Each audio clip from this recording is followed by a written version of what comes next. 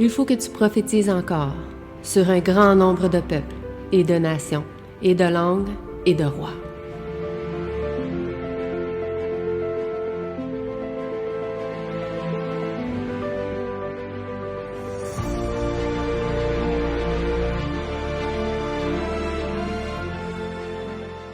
Donc, on va commencer notre leçon de l'école du sabbat qui s'intitulait « La chair et l'esprit ». La chair et l'esprit. Quel était le chapitre de notre étude? Romains 8.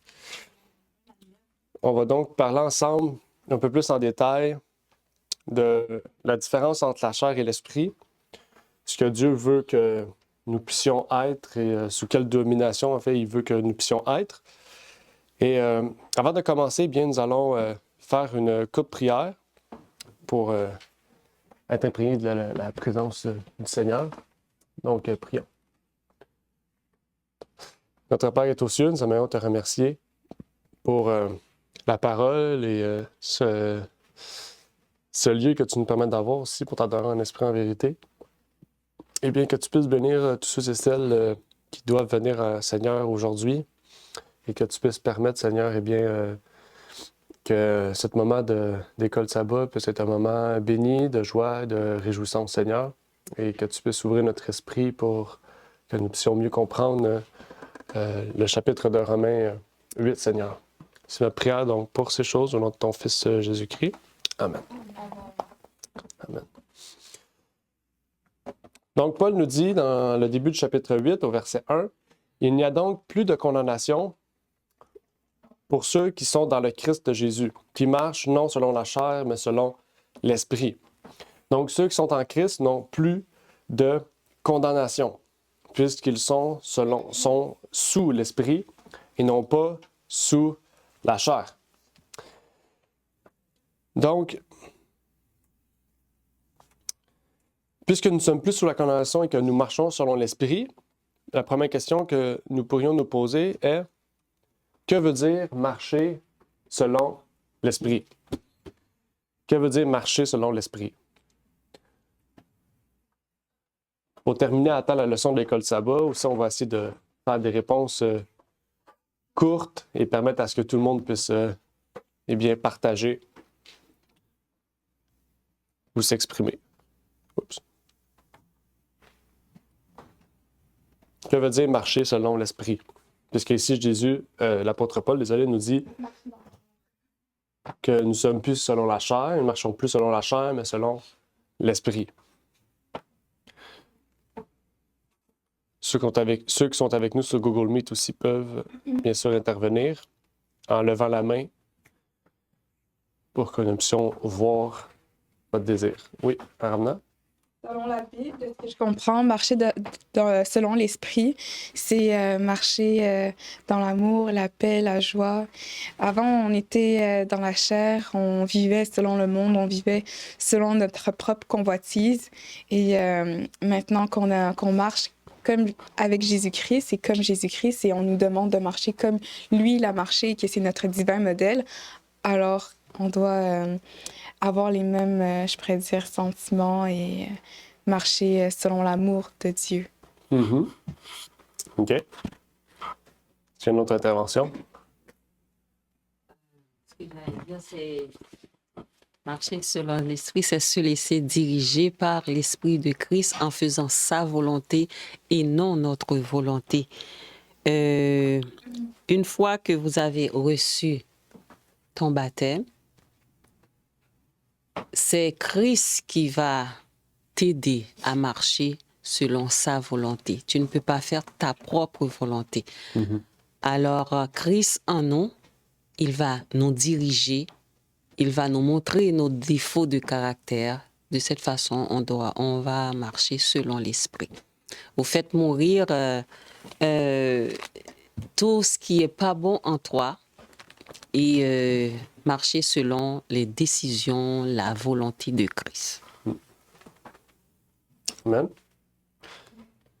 Alors, on lit un verset dans Jean 1, versets 12 et 13, qui nous dit « Mais À tous ceux qui l'ont reçu, il leur a donné le droit d'être faits enfants de Dieu, à savoir à ceux qui croient en son nom, qui ne sont point nés du sang, ni de la volonté de la chair, ni de la volonté de l'homme, mais de Dieu. Jean ici nous dit, verset 13, qui ne sont point nés du sang, ni de la volonté de la chair, ni de la volonté de Dieu, mais de Dieu. Donc, ils sont nés de Dieu. Okay? Donc, marcher selon l'Esprit, c'est qu'il y a une nouvelle naissance qui prend part à cela. Donc, pour marcher selon l'Esprit, il faut naître de nouveau. Okay? Donc, quand nous naissons de l'Esprit, nous pouvons marcher selon l'Esprit. Parce que nous sommes une nouvelle créature, nous sommes une nouvelle personne. Okay? Nous voulons délaisser notre premier mari pour s'attacher à notre deuxième mari, comme Paul l'a si bien dit dans Romains 7. Je vais lire une citation aussi de la servante qui nous dit « Je suis profondément peiné quand je vois des hommes et des femmes professer le nom du Christ sans manifester l'Esprit du Christ. Car je sais qu'ils vivent dans une illusion fatale. Beaucoup se contentent d'une simple apparence de religion, ils n'ont aucune connaissance expérimentale des vertus du Christ, aucune connexion vitale avec Jésus. Ils écoutent la présentation la plus pénétrante de la vérité, mais n'appliquent pas la vérité à leur propre âme, parce qu'ils sont revêtus de vêtements de propre justice. Chaque impression salutaire est repoussée par la pensée qu'ils sont chrétiens et que les appels proches et pénétrants ne sont pas destinés à eux. » Donc ça, c'est quelque chose qui nous concerne personnellement, parce qu'on est tous à risque de ça. Peut-être on est déjà dans cette idée-là, qu'on va à l'Église dans un but de servir Dieu, dans le sens qu'on va à l'Église parce que c'est une obligation, mais qu'on ne sait pas nous qui en a tant de besoin que ça. On va à l'Église parce qu'on va servir Dieu, mais on n'en a pas vraiment de besoin du sabbat. Ou on n'a pas vraiment de besoin. On va là juste pour écouter, se remonter le moral, puis on retourne dans nos habitudes de la semaine. C'est un peu comme ça qu'on voit l'Église. C'est un peu comme ça qu'on pourrait dire une grande partie, n'oubliez pas, nous sommes dans l'état de la Odyssée. Okay? Donc, on est dans une grande mesure sous cet état-là. Okay? Tandis que le sabbat est une journée de sanctification qui est non seulement séparée pour le rendre à Dieu, mais aussi séparée pour un peu se reconfigurer pour recommencer la semaine. C'est un peu un reset qu'on fait à chaque semaine pour retourner dans une nouvelle semaine. Donc, le sabbat a une place particulière pour la prochaine semaine. Okay? Dieu a bien fait les choses. Il n'a pas mis le 7e jour pour rien. Il a mis le 7e jour pour que chaque semaine d'après puisse débuter dans la présence de Dieu, dans le réconfort, dans la joie, dans la paix et dans le ressourcement spirituel au plus profond. Est-ce que cela veut dire que tout le reste de la semaine, on ne fait rien? Bien sûr que non. La Bible nous dit ici, ils n'ont aucune connaissance expérimentale des vertus. Oups.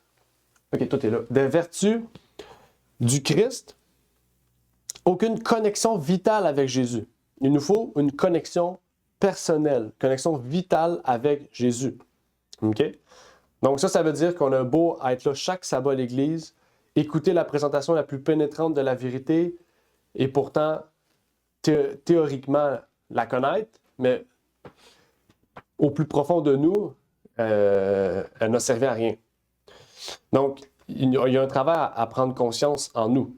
Okay? Pour ne pas continuer à marcher dans la chair, tout en ayant passé, soi-disant, par une nouvelle naissance. Donc, on avait déjà parlé de ça dans notre dernière leçon. Dans la dernière leçon, et même les deux dernières leçons, on avait parlé des deux maris. On avait vu qu'il y avait deux maris, qu'il y avait deux lois. Il y avait la loi du péché, et qui avait comme résultat la mort, et qu'il y avait la loi du Christ, la loi donc de Dieu, les 10 paroles, les 10 commandements, qui était la loi de l'esprit de vie. Okay? Donc, ça ne veut pas dire que la loi nous apporte la vie. Il faut comprendre, c'est Jésus qui nous apporte la vie, mais que la loi est le guide par lequel Christ peut nous apporter la vie. Okay? La loi est un guide. Okay? La loi, c'est pas notre justice, c'est un guide pour pouvoir demeurer dans la justice. Bon, je vais vous donner la réponse de la prochaine question. C'était quelle est la loi de l'esprit de vie? Eh bien, c'était les 10 paroles, le témoignage de Dieu pour ses enfants. Dans le livre d'A.T. Jones, « Recevez le Saint-Esprit », on peut lire la chose suivante à ce sujet. « Je suis profondément peiné quand je vois des hommes et des femmes... » C'est la même chose? Ouais, c'est le même texte. Bon, j'ai été mélangé. J'ai juste copié la citation, j'ai mis la citation, j'ai pas mis le passage. Bon, on va pas lire la citation, mais si vous voulez lire la citation, allez lire Recevez le Saint-Esprit, page 104. J'ai oublié de mettre la citation, j'ai mis la même citation que plus haut. Désolé, c'est une erreur de ma part. C'est vraiment la même chose? Ouais, c'est la même chose. Mais dans le livre d'A.T. Jones, il nous parlait justement de l'importance des 10 paroles pour recevoir l'esprit de vie. Puisque la loi de l'esprit de vie, c'est la loi des 10 commandements. Donc, quand Dieu vient et veut nous permettre de... Quand on prie le Seigneur le matin pour lui demander l'esprit de vie, c'est-à-dire lui demander que notre journée puisse être guidée par son esprit, eh bien, comment vient-il nous montrer que nous sommes dans un chemin qui est pas droit, qui n'est pas bien? Eh bien, c'est par la loi des 10 commandements. Okay?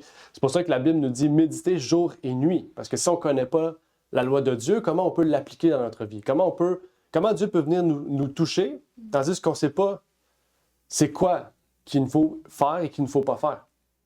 Donc, quand on sait ce qu'il faut faire et ce qu'il ne faut pas faire, et qu'on remet notre vie entre les mains de Dieu parce qu'on reconnaît qu'on ne peut pas tout faire ce que Dieu veut qu'on nous fassions, seulement par les mérites de Jésus-Christ, eh bien, l'Esprit de vie va pouvoir travailler en nous et nous transformer.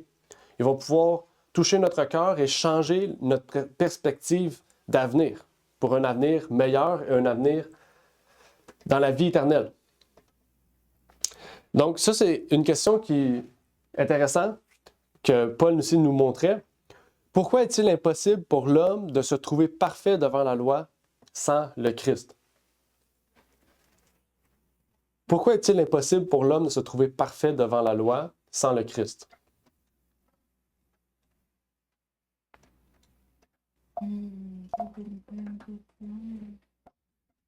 Parce que la loi, lui, il nous condamne, mais il ne nous délivre pas du péché.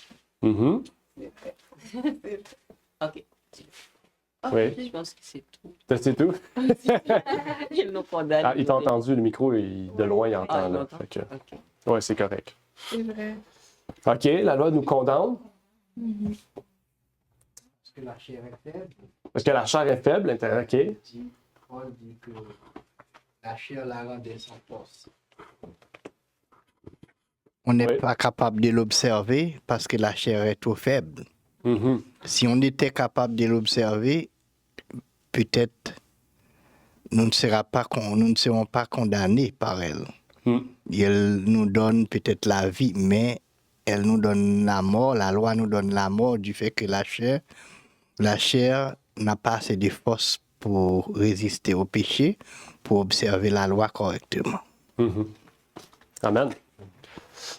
C'est un principe vital. Le verset 1 du chapitre 8 nous disait, comme on a lu, « Il n'y a donc maintenant aucune condamnation. » Okay? On a lu plus haut, comme Daniel a dit, que la loi nous condamnait, mais parce que Jésus-Christ est venu, on n'a plus de condamnation. La Bible ne nous dit pas qu'il n'y a plus de loi. La Bible nous dit que la loi ne nous condamne plus parce que Jésus est là. Okay? Donc ça, c'est intéressant. Le concept ici de comprendre, c'est que la foi... Qu'est-ce que la foi nous amène? La foi nous amène à prendre conscience de notre état, de dire « je ne veux plus vivre dans cet état-là », de nous confier en Jésus-Christ et de nous trouver justes et saints devant Dieu, parce que nous ne sommes plus sous la condamnation. Okay? Et Renard a amené l'autre aspect, c'est qu'on ne peut pas observer la loi parce que nous, on est charnel. Okay?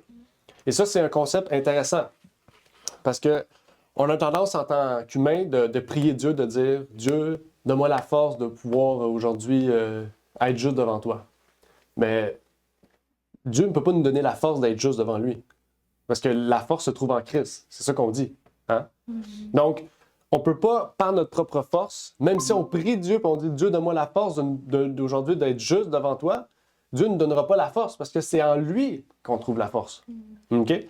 Donc, l'homme charnel ne peut, par sa propre effort, se trouver juste devant Dieu.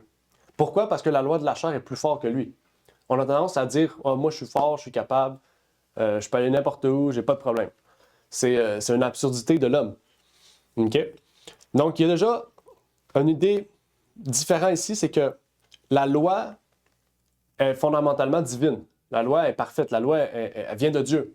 Tandis que l'homme est humain, est charnel. OK? Donc déjà, comment en tant qu'humain, déjà, il y a beaucoup de chrétiens qui disent qu'on ne peut pas ressembler à Christ parce que Christ était le Fils de Dieu, même s'il était homme, puis que nous, on est charnel.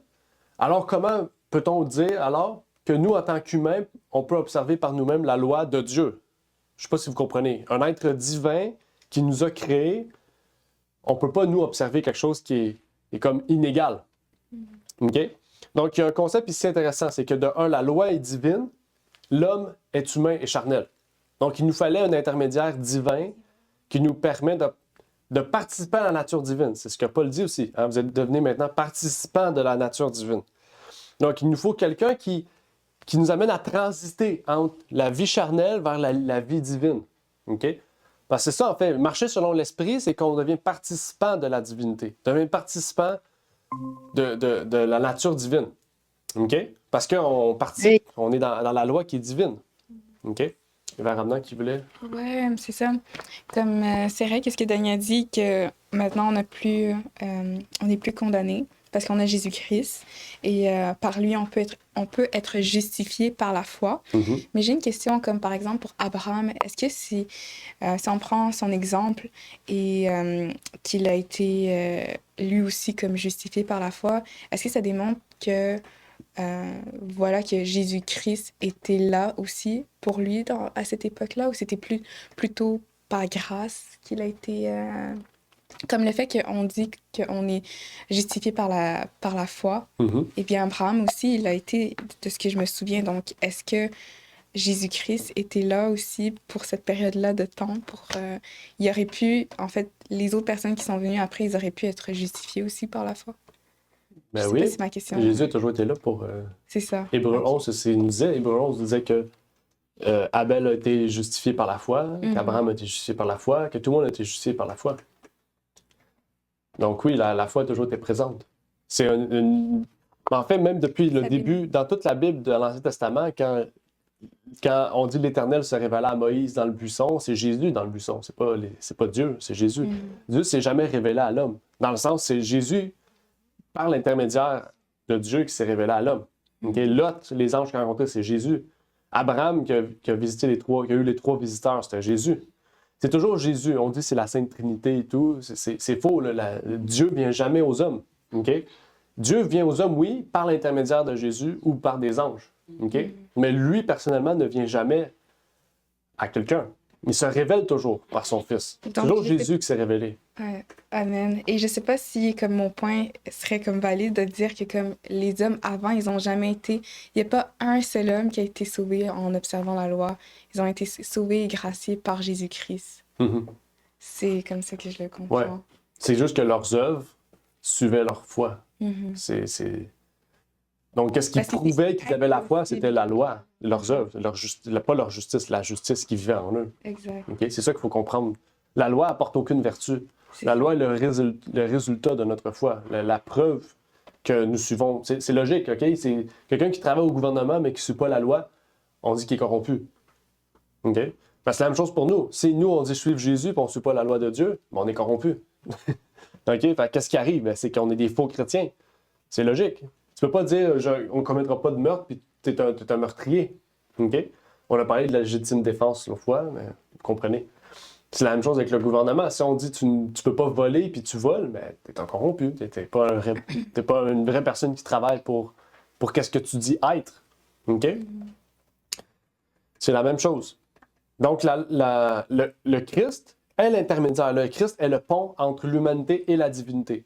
Sans Christ, impossible de lier l'humanité à la divinité. Inversement aussi, la divinité à l'humanité. Le Christ est vraiment le pilier central de la foi, le pilier central pour nous permettre, en fait, non seulement de bien comprendre la parole de Dieu, parce qu'il nous faut l'esprit pour bien comprendre la parole, mais de pouvoir aussi vivre par l'esprit, vivre par la parole. Ça nous amène vers un point intéressant de la leçon qu'on avait vu, c'était les affections de la chair. On avait parlé de ça parce que Paul parlait de ça. Puisqu'on ne marche plus selon la chair, mais on marche selon l'esprit, eh bien, il a les affections de la chair. Quels étaient les versets qu'on avait vus des affections de la chair? Si vous vous rappelez. Galates 5, je crois. Galates 5, oui. Quel verset? 19 à 21. Amen. 19 à 21. Donc, vous avez lu ces versets-là. Je pense que j'ai les ai à l'écran. Galates 5, versets 19 à 21. C'est important, c'est des versets clés. Galates 5, 19 à 21, puis la suite, c'est des versets qu'il faut se rappeler. OK? Pas obligé de vous rappeler par cœur les versets, mais ce que je veux dire, c'est que c'est une référence, OK, qu'il faut se rappeler. OK? Donc, quelles étaient les œuvres de la chair? L'adultère. L'adultère, il y avait une grande liste quand même, là. Adultère, fornication, impureté. OK? C'est toutes des choses qui sont les fruits de la chair, OK? Qui mènent à la mort. Si on suit la logique, le premier mari, fruit de la chair, mène à la mort. OK? On parlait de les affections de la chair. Maintenant, que signifient ces choses-là? C'est ça qu'on va essayer de mieux comprendre maintenant que j'aimerais élaborer avec vous. Parce que dans la leçon, on disait juste de lister c'est quoi. C'est facile de lister des choses, mais qu'est-ce que ça signifie ces choses-là? C'est ça qu'on va essayer de comprendre. Parce que c'est ça le plus important. Si on ne comprend pas ce qu'on lit, comment on peut essayer de les appliquer dans notre vie, comme on vient de lire. OK? De ne pas juste lire en théorie, mais de lire en pratique, de dire oh, moi je fais ça, je vais prier Dieu pour ne plus le faire. Je vais prier Dieu pour qu'il me donne la force de m'éloigner de ces choses. Donc, on commençait avec adultère. Donc, qu'est-ce que c'est l'adultère? C'est... Qui veut parler, Rina, tu veux dire? Tu sais ce que c'est l'adultère? Tu sais ce que c'est l'adultère? C'est comme... Je trouve pas le bon mot. Pas besoin de dire le bon mot, vas-y. Dis ce que tu Tu peux penses. expliquer une situation. Donne un exemple ou décris-les dans tes mots. Tu n'as pas besoin de dire les bons mots. Là. On va... Madame A et Monsieur B. Euh,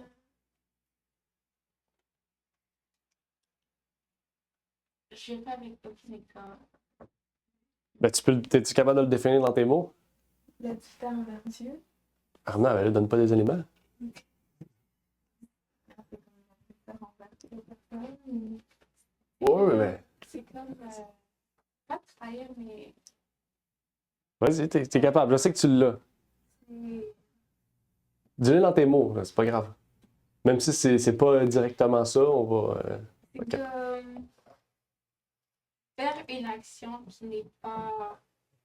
qui n'est pas bonne envers une autre personne. Je suis pas capable de bien expliquer.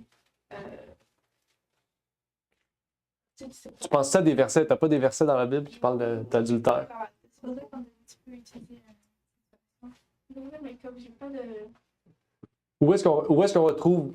Il y a il y a des versets qu'on vient de parler aujourd'hui. Tu devrais savoir où est-ce qu'on retrouve l'adultère.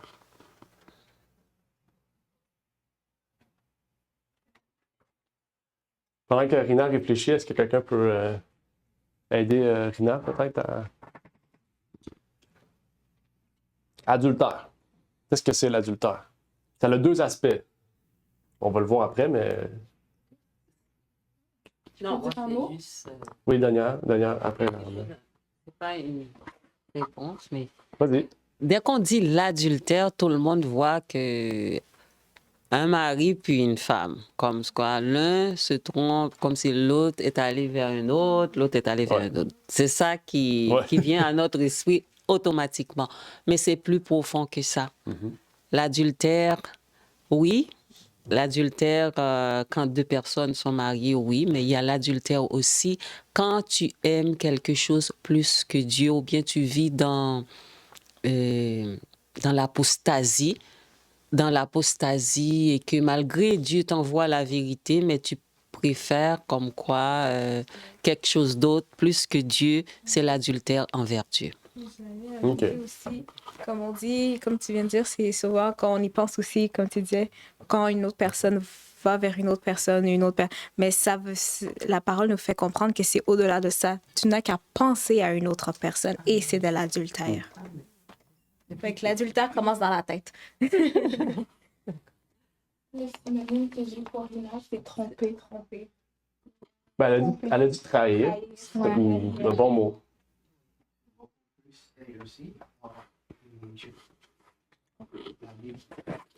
J'ai lu les évangélistes des évangiles cette semaine, Jésus dit si quelqu'un répudie sa femme Mhm. et en épouse une autre, c'est commettre adultère. Mhm. Et si quelqu'un épouse la femme répudiée, c'est encore adultère. Mhm. Donc, les divorces, c'est pousser les deux personnes Ouais. à commettre adultère. Mhm. À moins qu'il y avait adultère déjà dans le Ouais, mariage. Ouais. Et la plupart ou la majorité des cas, il n'y a pas d'adultère. C'est vrai. Merci. Vous avez tous dit les deux aspects, c'est intéressant. Oui, Rina? Vas-y. Vraiment, quand quelqu'un est vraiment reste infidèle à quelque chose ou à une personne, c'est comme exemple, on prend nous, tu sais, on va dire comme, on va à l'église, on suit la parole de Dieu, on suit la Bible et tout, mais comme durant la semaine, tu restes pas comme fidèle à ces mots, puis tu vas faire n'importe quoi, puis tu vas comme te pousser ou mettre ça à l'écart. C'est Mhm. ça. C'est Ouais. comme ça que je voulais dire. Ben, c'est bon. C'est genre 4-4, ça. OK. Donc, oui, on a parlé de divorce hors adultère. Matthieu 19, verset 9, ce que Renan a dit. OK. Quand il y a un divorce sans aucune raison, les deux sont dans l'adultère. Là. Ils sont poussés vers l'adultère. C'est ça que Jésus dit. Convoiter une femme dans sa tête, Matthieu 27, verset 28. OK, c'est pas tant l'acte. L'acte que vous faites, vous avez déjà pensé, donc vous avez déjà commis un adultère. OK? Puis il y a Jacques 4.4 que Rina a bien expliqué aussi, l'amour du monde, l'adultère spirituel. Donc l'amour du monde, c'est large. Là. C'est pas nécessairement aimer plus les gens que Dieu. C'est pas ça, nécessairement. C'est ce qui prend part du monde, l'aimer plus que Dieu. OK? Puis comme Rina l'a dit, c'est pas juste le sabbat. C'est pas dire, bon, ce sabbat-là, je vais pas à l'église, je vais aller faire ça. Non, c'est dans la vie de tous les jours. OK? Dans la vie de tous les jours, on peut aimer plus quelque chose que Dieu. C'est-à-dire que quand tu arrives avant de dormir puis tu as le choix entre lire la Bible puis faire sur ton téléphone, bon, je vais prendre mon téléphone. Tu comprends? Ça peut être quelque chose. OK? Il y a plein de choses, là. C'est pas, là, j'ai pris un exemple comme ça parce que ça peut m'arriver à moi ou à d'autres personnes. OK? Mais ce que je veux dire, c'est que c'est des choses comme ça. OK? Il faut porter attention. C'est ça que je dis, l'adultère, c'est pas. Il y en a qui pensent que c'est juste les personnes mariées qui commettent ça. C'est tout faux. OK? C'est peut-être la minorité de ceux qui font ça. C'était quoi le passage pour la pensée? La quoi? La pensée, Matthieu 5, versets 28 et 29. OK? Ça nous fait penser aussi aux témoins de Jéhovah. Les témoins de Jéhovah, eux, la seule raison pour laquelle ils peuvent divorcer, c'est l'adultère. OK? Mais dans 80% des cas, les divorces qui ont lieu dans ces églises-là, c'est pas l'adultère. Ils s'excusent par l'adultère. OK? Donc, ils mentent à Dieu. Pour eux, pour paraître bien, ils disent que c'est l'adultère. Ils poussent eux-mêmes des gens dans l'adultère, tandis que c'est pas réellement l'adultère. OK? Donc, il faut... oui? Aussi pour nous, par la Bible, ça dit que c'est juste l'adultère. Oui, je sais, mais nous, on divorce pas. Ah, Tu comprends? Dans le sens que... Tu comprends? Dans les témoins de Jéhovah, la plupart des gens qui divorcent, c'est très rare que c'est l'adultère. Comme Renan a dit, c'est très rare que c'est la réalité, c'est ça. On dit que c'est ça, mais c'est pas ça. c'est comme le couple, là. Ouais. Donc, il y a plein de choses qui nous amènent à réfléchir sur ça. Jésus n'est pas tellement catégorique non plus, même pour le cas d'adultère de ce Mm. Jésus dit c'est à cause incrédulité de votre cœur et vous êtes lent à pardonner. Vous n'avez pas la force de pardonner. C'est la raison pour laquelle Moïse vous a prescrit de donner une lettre de divorce. Ouais. Mais si vous êtes capable de pardonner, peu importe Mhm. la raison, c'est pas le divorce. Oui, exact, c'est vrai. Ça aussi, c'est intéressant, un aspect intéressant à partager. Maintenant, il y a fornication. On va aller vite parce que les autres sont plus vite. Ceux qui sont au début sont beaucoup plus complexes. Il y a fornication. Il y a peut-être d'autres mots aussi dans certaines versions qui peuvent différencier. Qu'est-ce que ça signifie fornication? Ou forniquer. Souvent, on entend plus ce mot-là, forniquer. Parce que cette personne-là aime forniquer. Rina? Non, je sais pas. Tu ne sais pas? Je sais que tu le sais. Ouais, tu vas Surtout si on prend le mot grec, si on dit le mot grec, si quelqu'un sait le mot grec, si quelqu'un dit juste le mot grec, Rina va savoir la réponse. Pornéa. Pornéa. Qu'est-ce que ça signifie pornéa? Où tu penses que ça vient en français, littéralement? Pornéa? Pornéa. Oh, le porn. Oui, c'est ça. C'est ça exactement, la pornographie. Le mot pornographie vient de ce mot-là, en grec. OK? Ici, c'est juste pour vous dire littéralement. Littéralement, c'est ça que ça veut dire. OK? Dieu, il n'a pas juste dit ça, c'est ça, c'est ça. OK? Il est plus large. Quand on prend les écrits de Paul, c'est beaucoup plus large. Mais littéralement, le mot pornographie qu'on a en français signifie fornication. OK? Mais un peu plus loin, Paul dit dans 1 Corinthiens 6, 18, il dit que la fornication est une idolâtrie. Là, on va essayer de comprendre pourquoi une idolâtrie. C'est intéressant. OK? La fornication, oui, principalement fait allusion aux pratiques sexuelles impures devant Dieu. Ce qui veut dire que notre corps devient une idole. Ce que ça veut dire, c'est que dans la Bible, si on prend tout le contexte, la Bible dit que notre corps est le temple de Dieu. OK? Mais quand on fait des choses qui sont contraires à notre corps, aux lois naturelles de notre corps, OK? Donc, à notre temple de Dieu, bien, qu'est-ce qu'on fait à notre temple? On le rend impur. En le rendant impur, bien, on fornique. OK? C'est ça, je ne sais pas si vous comprenez le lien. OK? On fait des pratiques qui ne sont pas, par exemple, l'homosexualité, le lesbianisme, nécrophilie, zoophilie, inceste, c'est des pratiques, OK, qui sont impures, qui sont dégradantes pour notre corps et pour notre santé, pour le temple. Ce qui fait que notre corps devient impur devant Dieu. OK? C'est ce qu'on appelle la fornication. Donc oui, la fornication prend un concept sexuel dans le cadre large du mot. OK? C'est une idolâtrie parce qu'on fait de notre corps une idole. On fait de notre corps un moyen par lequel on sert nos envies plutôt que de servir Dieu. OK? On se tourne vers soi, on dit « Ah, ben Dieu dit ça, ben moi, je vais faire ça. » OK? Oui. OK. Admettons deux jeunes qui s'aiment, Mhm. OK? Qui, comme quoi, Ils sont pas mariés. ils sont pas mariés. Oui. Puis le fait qu'ils s'aiment, ils décident de se coucher ensemble. Oui. Alors, est-ce que ça, c'est... Bon, pour moi, c'était ça la fornication. C'est une sorte de fornication? Ou bien... Oui, ça prend part à la fornication. yeah. Il y a aussi impureté après, il y a le mot impureté après. Impureté, c'est impureté morale. OK? Parce que c'est pas. Dans le sens que la fornication, c'est vraiment des pratiques sexuelles qui ne sont pas.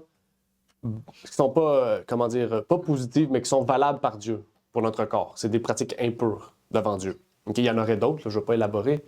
Mais après ça, il y a le mot impureté. Impureté, c'est une idolâtrie aussi. Puis impureté, c'est impureté morale. Faire une chose dans un motif impur. OK? Donc, est-ce que c'est moralement bien d'avoir des relations avant le mariage? Tu vas dire non. Donc, ça, c'est de l'impureté. Ça pourrait faire partie de l'impureté. Autant de la fornication, parce qu'on ne sait pas. Ils ont peut-être eu des relations avant le mariage, mais qu'est-ce qu'ils ont fait dans ces relations-là? Parce qu'il y en a une autre, on en parle aussi. Elle dit que la chambre conjugale devrait être sacrée et sainte. Il y a des pratiques qui ne devraient pas être faites dans ça. Donc, on peut être marié autant, puis faire forniquer aussi. Je ne sais pas si vous comprenez. Faire des pratiques qui ne sont pas relativement justes devant Dieu, pures devant Dieu. OK? La Bible en parle, c'est clair. OK? Comme l'onanisme, on parle de l'onanisme dans la Bible, c'est dans Genèse, je ne sais plus quel verset, mais l'onanisme, il y a plein d'autres versets de choses aussi qu'on parle dans la Bible. Donc, on voit que la fornication puis l'impureté, c'est souvent deux choses qui sont reliées. OK?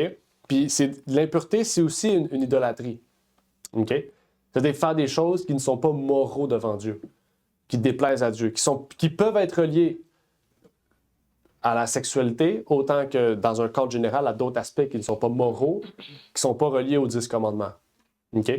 Parce qu'un vol, c'est pas moraux, mais c'est pas de l'impureté. Je ne sais pas si vous comprenez. OK? Donc, on comprend où est-ce que ça peut aller. OK? Donc, fornication, adultère, impureté peuvent être reliés. C'est pas nécessairement la même chose, mais ils peuvent souvent être connexes. Les deux peuvent prendre part. Donc, c'est ça. Par la suite, il y a dissolution. Des fois, dans la Bible, vous avez d'autres termes. Qu'est-ce que signifie dissolution? C'est quoi les autres termes? Ben, je sais pas. C'est les autres versions que vous avez. Moi, j'ai peut-être... moi, j'ai dissolution ici aussi. Ben, en fait, c'est la même version. Dans ma Bible, ici, je vais aller voir... Corrompre? Ouais. C'est vraiment écrit corrompre ou corrompu? Ok, dans la Strong, Tu vas aller voir... Non, ben, si tu vas aller voir dans la Strong, vas-y. dans la définition, Sinon... corruption, débauche. corruption, débauche, Je pensais avant que c'était une chicane. La dissolution. dissolution. C'est presque synonyme. Oui, C'est encore l'impureté. oui, effectivement. La dissolution peut être liée effectivement à l'impureté sexuelle. OK? Moi, j'étais allé voir un moment dans la Strong, ça dit acte ou manière lascive, comme des mots sales, donc le langage, des mouvements corporels indécents, ça aussi, il faut y penser. OK? Manière de s'asseoir, manière de marcher, toutes des choses qui peuvent attirer l'attention. Des manipulations impures des hommes et des femmes.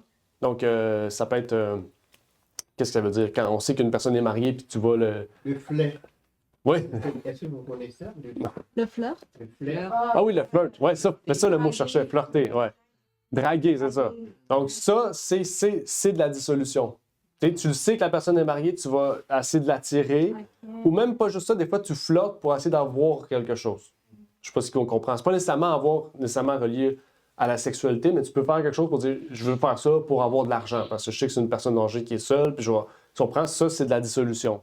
Il y a des gens qui font ça pour le fun aussi, Oui, c'est vrai. mais c'est pas bon. Non, On joue pas avec le péché. c'est jouer avec les sentiments aussi des gens aussi. Tu sais. Comment tu le définirais en gros? Ouais, c'est ça. Comment... Ben, dissolution, moi j'ai marqué acte ou manière lascive, comme des mots sales, de mouvements corporels indécents, manipulation impure des hommes et des femmes, etc. C'est comme. Ouais, c'est manipulation aussi. C'est Satan hein, qui manipule son. Donc. Par la suite, on avait idolâtrie. Rina, là, tu sais, c'est quoi l'idolâtrie? Ouais. C'est quoi? C'est quand quelqu'un adore quelque chose du Ouais. monde, qui voit comme ça pourrait être un objet ou une personne, comment dire, qui vraiment adore quelque chose, mais pas Dieu. Ouais. C'est juste ça que j'attendais. J'attendais la fin de quelque chose qu'on adore plutôt que Dieu. Là, c'est bon. Exactement, c'est ça. OK? Donc, l'avarice, ça peut faire partie de cela de dire je veux tout garder pour moi plutôt que donner aux autres. C'est le contraire de Dieu. OK? Donc, c'est une idole de soi. L'adoration d'un faux Dieu. Donc, le faux Dieu, ça peut être autant un objet inanimé que quelque chose de vivant. Aujourd'hui, on a des idoles vivantes. OK?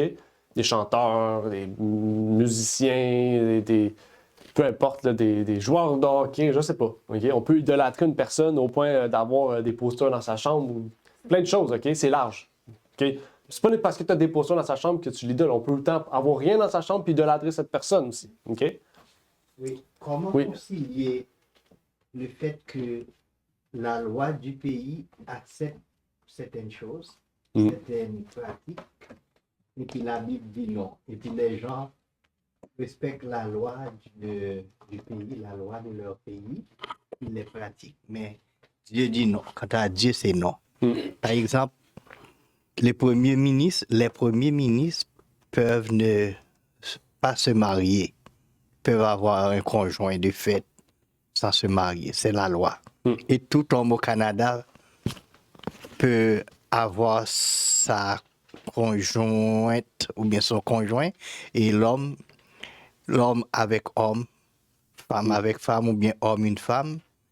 Mais toutes ces pratiques sont interdites par la Bible, mais le pays l'accepte. Qu'est-ce qu'on peut dire les gens de l'Église face aux lois du pays et puis la loi de Dieu? Comment concilier ça? Parce que quand on est en Christ, on était dans le monde, mais on accepte les lois du pays. Mais maintenant, on est en Christ. Comment peut-on se comporter face aux lois du pays? Bonne question. Effectivement, c'est une très bonne question. Parce que si on veut, on peut dire, tu sais, il y en a qui pourraient dire, ah ben, c'est Dieu qui a mis les gouvernements en place. Donc, s'ils mettent ça, ben, c'est correct, ça veut dire que c'est valable. Mais est-ce qu'on se rappelle des mots de Jésus-Christ? Qu'est-ce que Jésus a dit? Jésus a dit, remettez à César ce qui est à César, à Dieu ce qui est à Dieu. OK? Donc, quand on voit que les gouvernements vont dans une direction qui n'est pas de Dieu, parce qu'il ne faut pas oublier, le Canada, fondamentalement, est chrétien. OK? Dans la charte de la loi, ça commence par Dieu. OK? Et pourtant, ils font le contraire. OK? Donc, Renaud pose une très bonne question. Parce qu'on pourrait oser de dire que si le gouvernement légalise les drogues, on peut en prendre. Parce que c'est le gouvernement, ça veut dire que c'est bien, c'est juste. Donc, c'est toute une question de comment on perçoit le gouvernement. C'est quoi le lien qu'on doit entretenir avec ce gouvernement-là? Ouais. Qu'il soit juste ou injuste, là. Hein?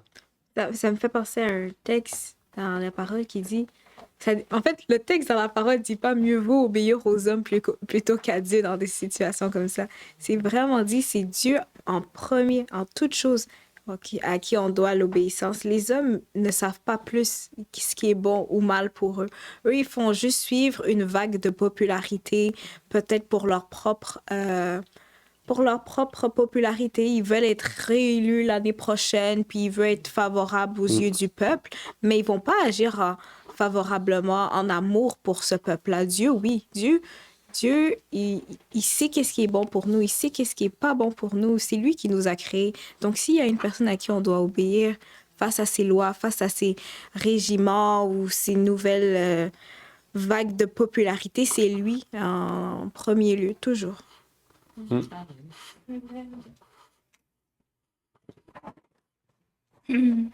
Moi, ce que j'ai à dire, c'est que la loi de Dieu, elle est suffisante. Elle est suffisante parce que quand on regarde l'histoire de l'humanité, on voit qu'il y a eu vraiment des cruautés. Et pas parce que les pays mettent des lois que ça veut dire que c'est la norme morale.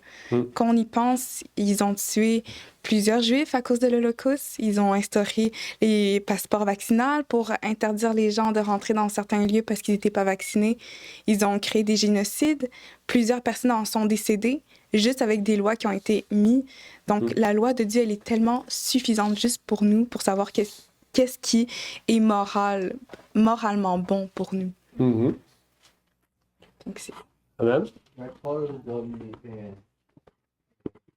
réponse à ça. Si quelqu'un est en Christ, il est une nouvelle créature. Les choses anciennes sont passées. On était dans ces choses, on les accepte. Il va y avoir des gens qui rentrent à l'église qui avaient leur conjoint de fait. Mais qu'est-ce que l'église va leur proposer? Il faut soit l'épouser pour se marier légalement ou bien pour le quitter, pour le renvoyer. C'est ce que la Bible dit. C'est pas tout le monde qui va accepter, mais c'est ce que la Bible dit si vous êtes en Christ. Une autre chose, c'est que vous êtes dans le monde, c'est Jésus qui dit, mais vous n'êtes pas du monde. Ça, c'est quelque chose que nous devons scruter pour comprendre. Nous sommes dans le royaume des dieux, mais ce royaume se trouve à l'intérieur du royaume du monde. Dieu, la première chose que Dieu a fait, Dieu le Père a fait lorsque Jésus est mort sur la croix. La Bible dit, il nous a rapatriés du royaume du monde, il nous a transférés dans le royaume de son Fils.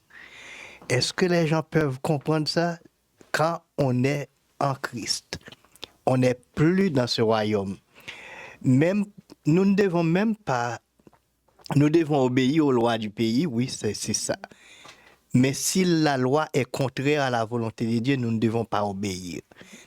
Comme les Hébreux, les 3 jeunes Hébreux qui préfèrent la mort au lieu d'obéir la loi du pays, cette loi du pays, tandis que les lois qui ne sont pas contraires aux lois de Dieu, ils obéissent. Alors, Dieu a sa loi et le monde a sa loi, le pays a sa loi. Au commencement, avant d'être chrétiens, nous obéissons à toutes ces lois-là parce que nous étions mondains, nous étions dans ce royaume. Et savez-vous, même notre survie ne dépend pas du gouvernement. Si nous croyons que nous sommes dans un autre royaume, notre économie, notre santé, est-ce que vous comprenez? Notre économie, notre système de santé, tout, c'est pas le système du gouvernement. Dieu a un autre système d'économie, un autre système de santé pour ses enfants. Ceux qui n'ont pas foi en Jésus, ils croient que c'est parce qu'il a une carte d'assurance maladie dans ses poches et puis il est heureux avec ça. Il peut se rendre à l'hôpital, mais Dieu a son propre système de santé, il a son propre système de finances. Même si l'économie ne va pas bien, Dieu a sa manière de régler les choses pour ses enfants. Donc, c'est pourquoi Jésus dit, vous êtes dans le monde, vous n'êtes pas du monde, vous êtes dans un autre royaume. C'est pourquoi vous devez travailler pour et faire avancer l'agenda du royaume des dieux, faire reculer le royaume des ténèbres. C'est pour coloniser que Dieu nous a mis dans ce monde, dans l'Église. Nous sommes des colonisateurs ou bien des évangélistes. Amen. Amen. On n'aura pas le temps de tout étudier les mots qui sont ici décrits. Je vous invite à pouvoir le faire par vous-même personnellement. Oui, avant. Oui, il faut Oui, Daniel. passer sur les jalousies. Tu veux aller voir jalousie? Oui, parce que j'ai une question sur ça. OK. Bon, on va aller sur jalousie, puis après ça, on va passer à la prochaine question. Jalousie. Oui. Oui, tu avais une question. Pose-la tout de suite. On a dit, oui, jalousie est pas bon. Être jaloux envers ton frère ou ta sœur, c'est pas bien d'être jaloux. Mais pourquoi Dieu est jaloux? C'est mentionné dans la Bible, puisque c'est pas bon, mais on dit Dieu est jaloux. Alors, c'était ma question. Ouais, très bonne question. On a étudié ça. On l'a-tu étudié dans le groupe jeunesse? Dans le groupe jeunesse, oui. Fait que vous devriez répondre, les jeunes. C'est à vous. Il revient de répondre à Dania. Alors, pour moi. Parce qu'on est en train d'étudier les émotions, justement. Puis on étudie les émotions de Dieu, puis on a parlé de la jalousie, il me semble. Oui.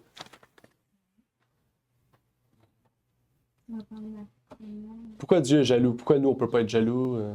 Ou du moins, qu'est-ce qu'on doit comprendre de la jalousie? Nous, notre jalousie, elle est bornée sur l'égocentrisme, l'égoïsme. C'est moi, moi, moi. Pourquoi moi, je l'ai pas, puis l'autre l'a pas? Alors que la jalousie de Dieu, c'est pas fixé vraiment sur ça. Ça, c'est ce que je me rappelle. Amen. OK. Il y avait Claude aussi.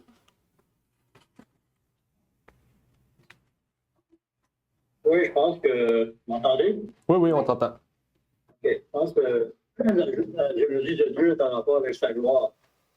Étant donné que c'est lui le Créateur, il ne veut pas donner sa gloire à n'importe qui parce que c'est lui qui doit être glorifié. Et nous, qui ne devons pas être glorifiés, si nous sommes jaloux, c'est que nous nous glorifions nous-mêmes.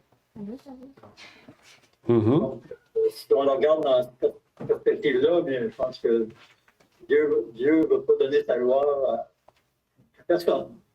C'est lui qui mérite toute la gloire. C'est lui le créateur de toute chose.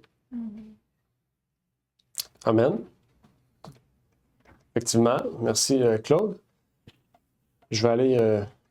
On n'avait pas fait jalousie, c'est là, Je vais apporter une réponse aussi pour Dania.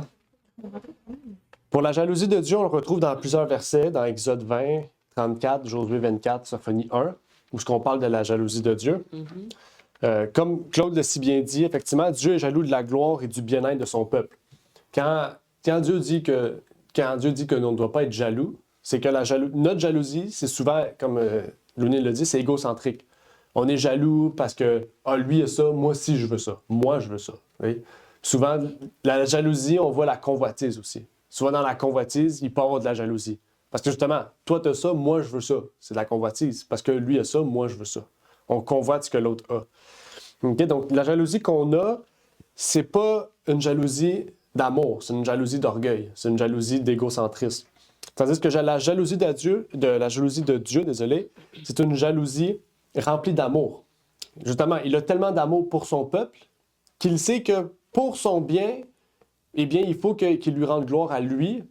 Et il est jaloux, en fait, du fait que son peuple se tourne vers d'autres idoles. Parce qu'il se tourne vers d'autres idoles, il perd l'amour de son peuple. OK?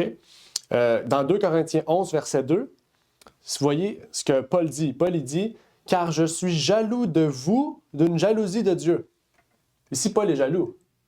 Mais qu'est-ce qu'il dit? Je suis jaloux de vous d'une jalousie de Dieu. Parce que je vous ai unis à un seul époux pour vous présenter à Christ comme une vierge chaste. Donc, pourquoi ici Paul est jaloux? OK? C'est parce que justement, il les a mariés à Christ.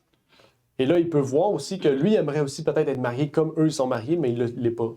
Ou je sais pas si on comprend. C'est une jalousie qui nous exalte et ne nous rabaisse pas. OK? Il y a un autre aussi, on en parle. Dans Patriarche et Prophète, elle dit « Je suis l'Éternel, ton Dieu, un Dieu jaloux. Les liens intimes qui unissent Dieu et son peuple sont comparés à ceux du mariage. L'idolâtrie est considérée comme un adultère spirituel. Le déplaisir qu'elle inspire au Créateur est ici, avec beaucoup d'à-propos, appelé jalousie. » OK? Donc, la même chose, OK? Et ça, c'est intéressant parce que souvent, on pense que dans un mariage, on ne peut pas être jaloux. OK? C'est la même chose ici. La jalousie que Dieu a envers nous, c'est une jalousie maritale. C'est parce que si on s'est unis avec Dieu par le baptême, eh bien, à chaque fois qu'on va commettre l'adultère avec le monde, eh bien, Dieu est jaloux de nous. La même chose avec un homme et une femme.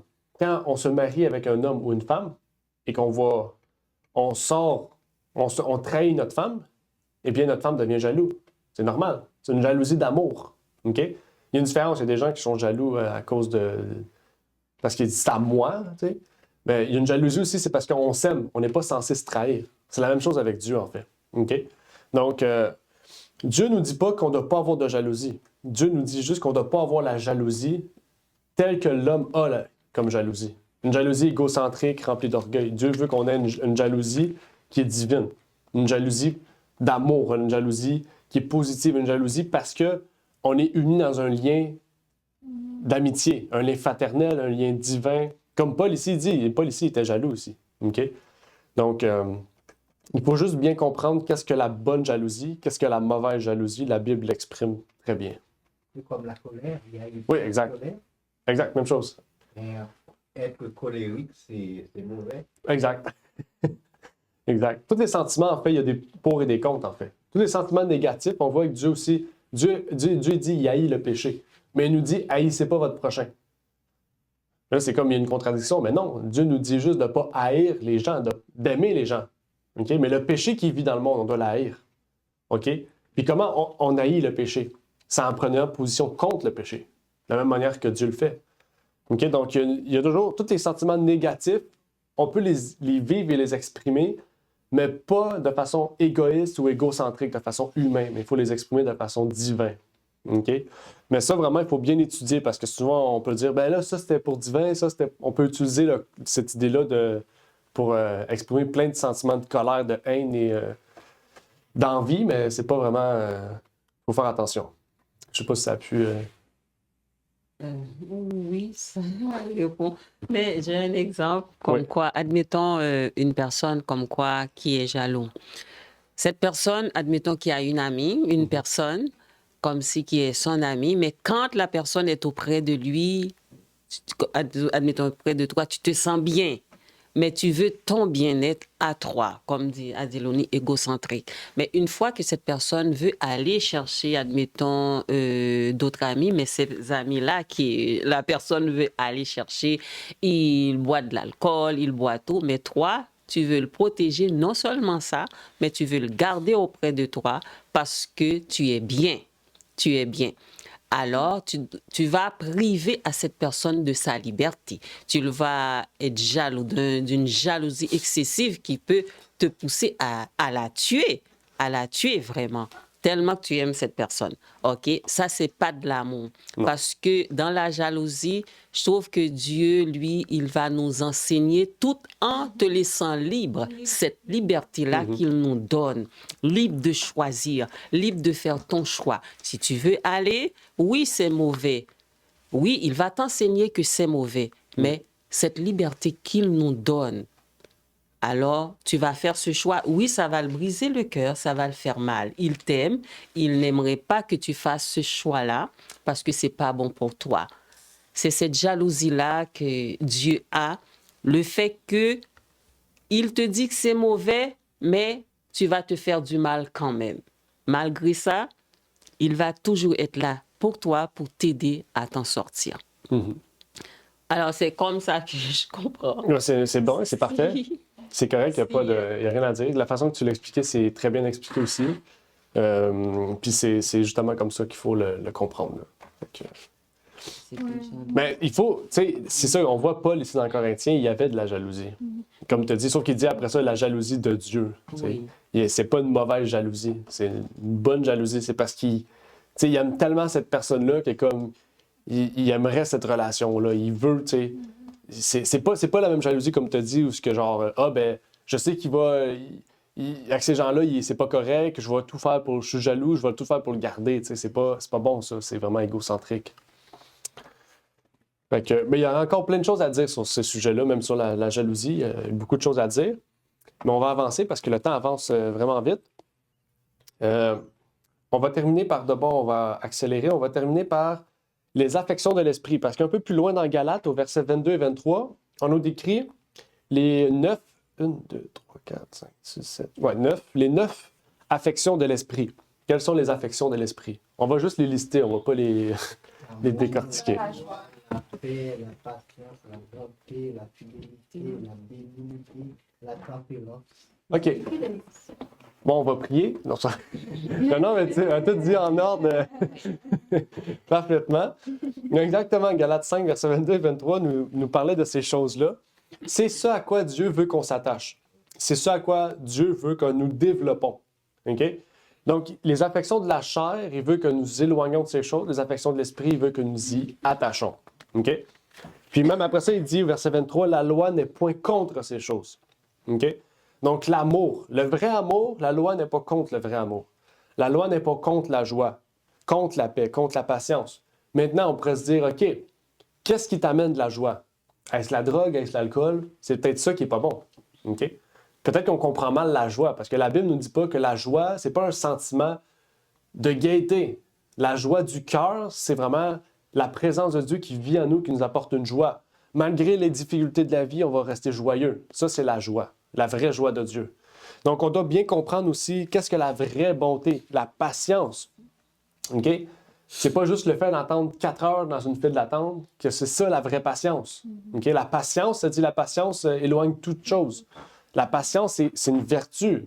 Mais en fait, ce sont des vertus, on pourrait dire. L'amour du bien, la fidélité, la douceur, la tempérance, il y a autant un sens littéral que spirituel aussi sur ces aspects-là qu'on ne va pas avoir le temps d'élaborer. Mais je vous invite à le faire parce que c'est important. C'est des choses que nous devrions développer dans notre vie. Dieu nous dit, ayez le fruit de l'esprit en vous. Donc, il faut avoir ces choses-là. C'est pas moi j'ai une chose, toi tu as une chose. On doit toutes les avoir, les 9 points listés ici.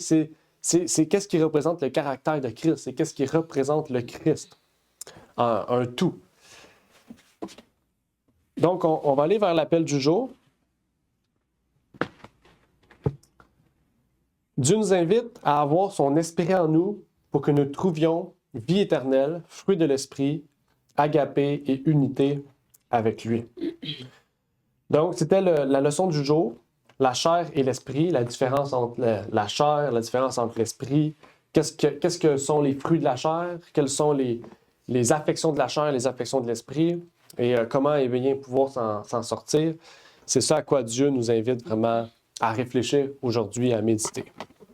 Est-ce qu'avant de terminer, il y avait une dernière intervention parce que l'heure est vraiment très tardive? La Bible dit que ceux qui sont en Jésus-Christ ont crucifié la chair avec ses passions et ses désirs. Amen. Et c'est quelque chose que l'Église en a besoin. C'est l'affliction de la chair, on peut dire en un mot, c'est la destruction des destinées. Il y a beaucoup de pasteurs qui étaient très promis pour vivre très loin. Des hommes spirituels, leur destinée est gâchée, détruite, dévastée à cause de l'affection de la chair, à cause des relations. Mais il faut comprendre, c'est un peu plus subtil que nous pensons. Il y a des gens qui rentrent dans les affections de la chair à travers les chansons qu'ils écoutent, à travers les films qu'ils regardent. Même les publicités maintenant, on met la chair, on met toutes sortes de choses sales parce qu'on veut attirer les gens. Et ce matin, j'ai entendu un message, c'est la raison pour laquelle Dieu a détruit les antédiluviens. Parce que les fils des hommes étaient en train d'accoupler avec les fils de Dieu. On dit que c'était des gens d'esprit, mais je ne sais pas si c'est ça vraiment, qui étaient en train de courtiser les gens humains. Et puis ça a donné naissance à une race de géants qu'on appelle les Réphidim. Et puis Dieu était fâché. Dieu a dit que c'est la pollution, c'est la corruption, je vais mettre fin à cette race-là. Et savez-vous, si Sodome et Gomorrhe n'étaient pas épargnés, il y a beaucoup de monde, si Dieu est en train de juger, il y a beaucoup de peuples qui ne vont pas être épargnés. Effectivement. Et ça montre l'état de notre monde aussi. Hein? Ça, et le risque aussi qu'on y encourt, parce qu'on est dans ce monde-là. Renard, il a dit, moi j'ai toujours compris que c'était en fait les fils de Caïn qui se sont... les filles de Caïn qui se sont accouplées avec les fils de Seth. Seth. C'est ça. OK. C'est ça. Donc, vu qu'ils étaient comme corrompus, eh bien, les fils de Dieu, ils ont été corrompus aussi en suivant les mauvaises voies. C'est ça que j'ai compris. OK. Il y a tellement de définitions. Il y a même les théologiens disent on n'arrive pas à définir c'était quoi les fils de Dieu. C'est qui étaient les fils de Dieu. Est-ce que c'était les anges? Est-ce que c'était les fils de Seth? Il y a tellement de définitions, on n'arrive pas vraiment à comprendre. Mais ce qui est résumé, il y avait l'adultère. C'est surtout ça pour retenir.